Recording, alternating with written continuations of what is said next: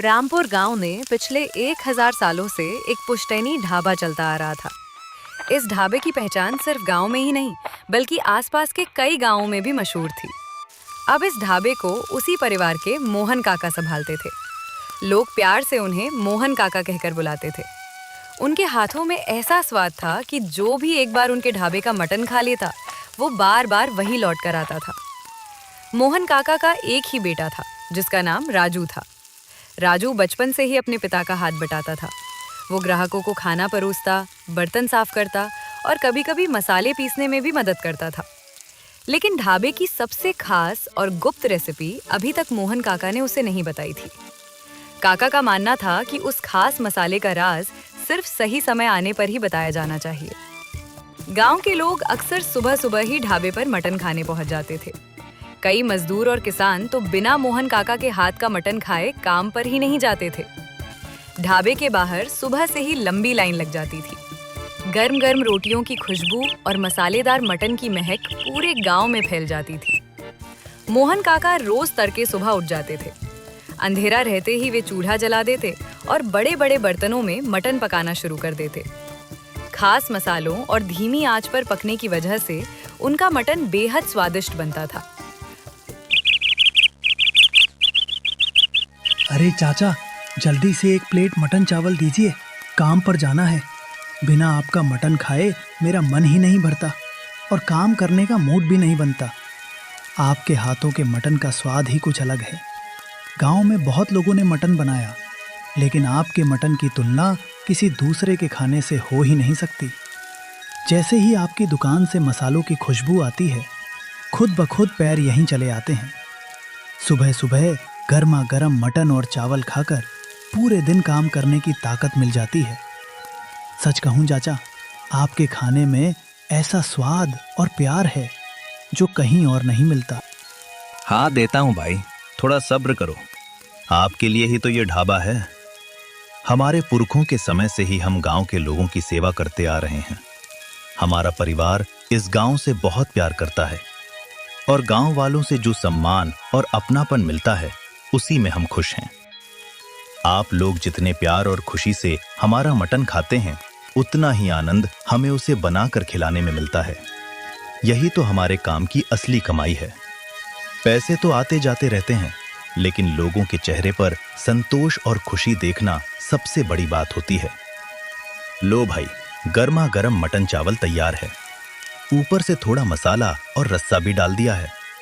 आराम से बैठकर खाओ और बताना आज स्वाद कैसा लगा। अगर और चाहिए तो बेहिचक बोल देना। अपने लोगों के लिए कभी कमी नहीं होने देंगे।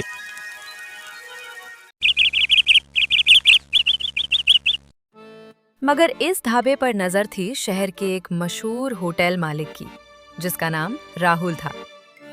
राहुल का होटल पूरे शहर में काफी प्रसिद्ध था, लेकिन फिर भी उसके होटल के मटन में वो स्वाद नहीं था जो मोहन काका के ढाबे के मटन में मिलता था।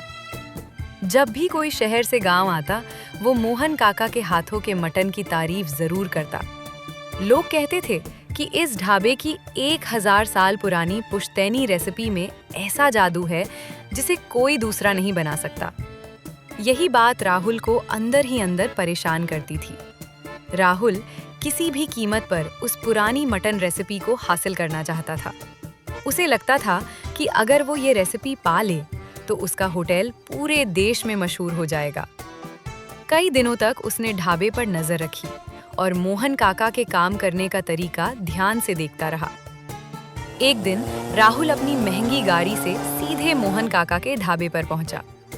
उसने इधर-उधर देखा, फिर मुस्कुराते हुए मोहन काका के पास आया और धीरे से कहने लगा, अरे चाचा, मेरा नाम राहुल है। शहर में मेरा बहुत बड़ा होटल का बिजनेस है। मैंने आपके ढाबे के बारे में बहुत सुना है। लोग कहते हैं कि आपके हाथों में ऐसा स्वाद है जो कहीं और नहीं मिलता। आपका मटन इतना लाजवाब और स्वादिष्ट होता है कि लोग दूर दूर से सिर्फ उसे खाने आते हैं।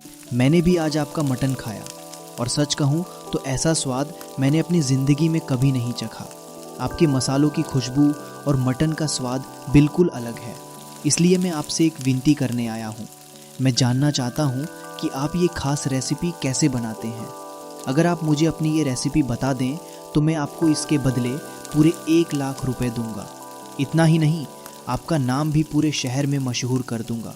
बस चाचा, मुझे ये अनोखी रेसिपी दे दीजिए। नहीं बेटा, मैं ये रेसिपी किसी को भी नहीं दे सकता। ये हमारे परिवार की पुश्तैनी रेसिपी है जो पिछले कई 100 सालों से हमारे घर में संभाल कर रखी गई है। ये सिर्फ और सिर्फ हमारे गांव के लोगों के लिए है।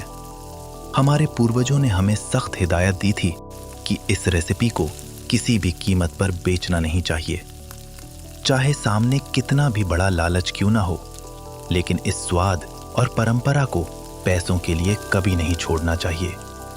बेटा, पैसा आज है तो कल नहीं रहेगा, लेकिन हमारे पूर्वजों की इज्जत और उनकी दी हुई विरासत हमेशा हमारे साथ रहेगी। इसलिए मैं तुम्हारे 1 लाख रुपए तो क्या, करोड़ों रुपए के बदले भी ये रेसिपी किसी को नहीं दे सकता। तुम बुरा मत मानना बेटा, लेकिन कुछ चीजें सिर्फ कमाई का जरिया नहीं होती, बल्कि परिवार की आन बान और सम्मान होती हैं, और हम अपने पूर्वजों के भरोसे को कभी टूटने नहीं देंगे। मगर जैसे मोहन काका ईमानदार और अपने पूर्वजों की बातों का सम्मान करने वाले थे, वैसे उनका बेटा राजू बिल्कुल नहीं था। राजू के मन में पैसों का लालच धीरे धीरे बढ़ने लगा। वो सोचने लगा, 1 लाख रुपए बहुत बड़ी रकम होती है। हम लोग पूरी जिंदगी मेहनत करें तब भी शायद इतना पैसा एक साथ कभी नहीं कमा पाएंगे।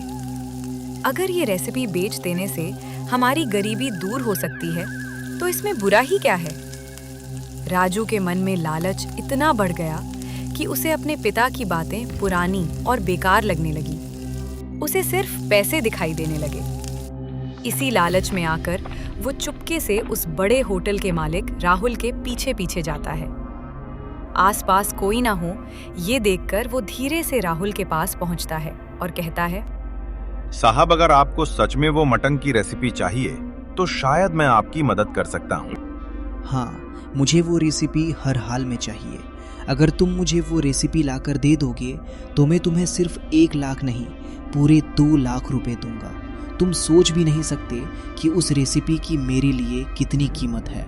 उस स्वाद के दम पर मैं अपने होटल को पूरे शहर का सबसे मशहूर होटल बना सकता हूँ। लोग लाइन लगाकर मेरा मटन खाने आएंगे। बस किसी भी तरह मुझे वो खास मसालों वाली पुश्तैनी रेसिपी चाहिए। अगर तुमने मेरा काम कर दिया तो तुम्हारी जिंदगी बदल जाएगी।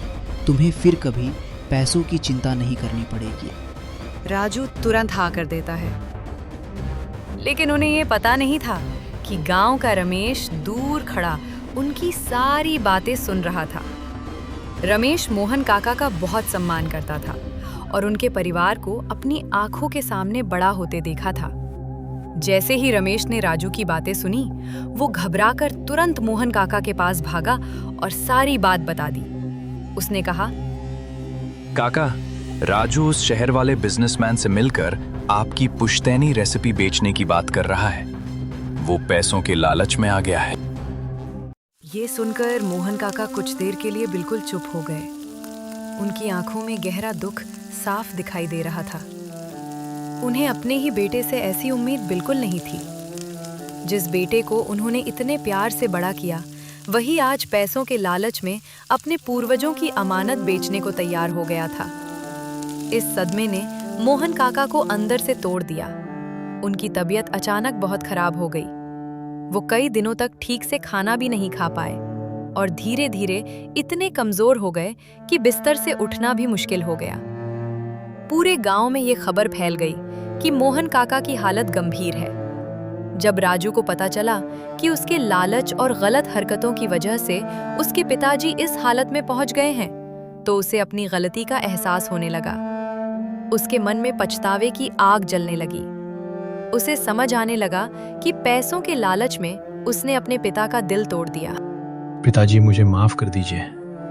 पैसों के लालच में मैं अंधा हो गया था। मैं भूल गया था कि ये सिर्फ एक रेसिपी नहीं, बल्कि हमारे पूर्वजों की इज्जत और मेहनत की निशानी है। अब मैं कभी ऐसी गलती नहीं करूंगा। उसके बाद मोहन काका ने अपने बेटे राजू को अपने पास बैठाया और प्यार से उस पुश्तैनी रेसिपी के बारे में सब कुछ बताने लगे। उन्होंने उसे हर मसाले का सही इस्तेमाल, मटन पकाने का तरीका और उस स्वाद के पीछे छुपी अपने पूर्वजों की मेहनत और आशीर्वाद के बारे में समझाया। राजू को अब अपनी गलती का पूरा एहसास हो चुका था। उसने लालच का रास्ता हमेशा के लिए छोड़ दिया और अपने पिताजी के साथ मिलकर उस पुश्तैनी ढाबे को और भी आगे बढ़ाने लगा।